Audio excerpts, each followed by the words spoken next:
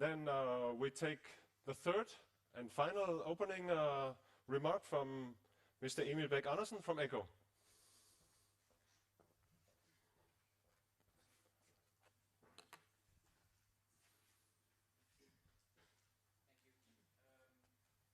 The place of diaspora in international humanitarian system. A missing link. Oh, I forgot to put on the microphone. I think the first part you didn't miss because I basically just paraphrased the title of this conference. A timely conference on an underexposed yet important topic. Let me start by thanking the organizers. It's enriching when such a diverse group of civil society, UN, the foreign ministry, academia, etc. is brought together with a common purpose in mind, that namely of strengthening our joint infrastructure, the framework conditions under which we can provide the most effective aid to help the maximum number of people in need. Over recent years, conflict and natural disasters have led to fast-growing numbers of people in need. 125 million people globally is estimated. It's indeed a time for action, but it's also a time to be smart, a time to reflect about how we can jointly tackle this challenge in a more effective way to deliver bigger impact with the same input.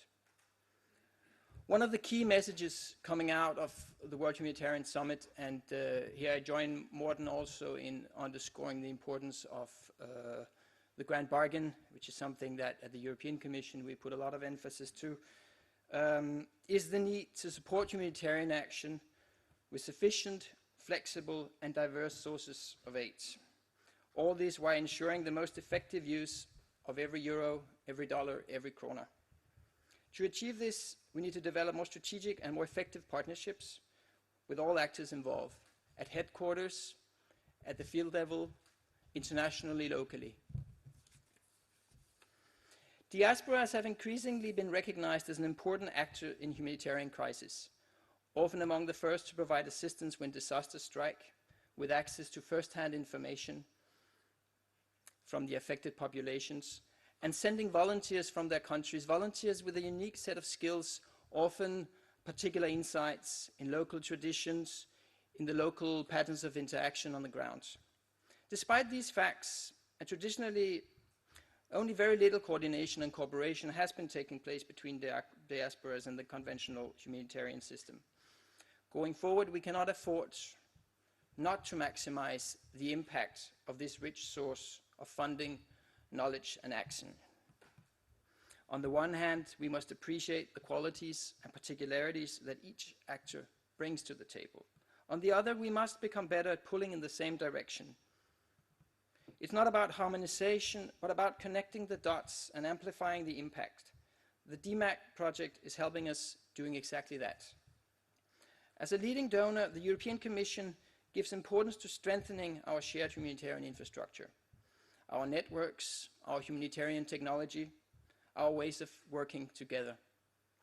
The enhanced response capacity is a unique European funding tool, enabling systemic and structural change to take hold in the global humanitarian system, providing seed capital to help new ideas grow and develop, eventually fostering scalable solutions to our joint challenges. The DEMAC project, co-funded by the Danish government and the European Commission since June 2015, is a powerful example of this approach, bringing together the diasporas and the conventional humanitarian actors.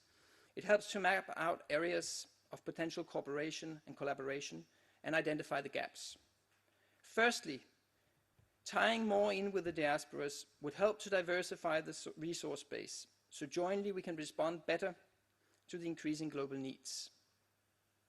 Secondly, closer cooperation also underpin the localization agenda. Another, I think, important home take from Istanbul in this spring, thereby supporting the process of making humanitarian assistance more effective and adapted to the needs of the beneficiaries. To harvest these fruits, there's homework to be done for all of us. The traditional humanitarian system must constructively engage with and learn to make better use of the diaspora's advantages, enhanced access, localized skills, trust, and direct contact with affected communities. This learning process may require changes also on the side of the established system. Also on the diaspora side, there are challenges to address, or missing links to be found, to paraphrase the title of the conference. The fragmented nature of diaspora landscape sometimes leads to sporadic response and disconnect between needs and response, including lack of focus in the advocacy efforts. Moreover, diaspora aid is often provided by volunteers, perhaps with less technical expertise and limited capacities, as well as limited knowledge of the larger humanitarian system that they operate as a part of. Finally, there are issues related to transparency. We need to strike the right balance between the qualities of flexibility and the requirements of accountable action. To address these challenges, we must go further, beyond mapping and understanding the issues. We must look into developing guiding operational principles for diaspora emergency action.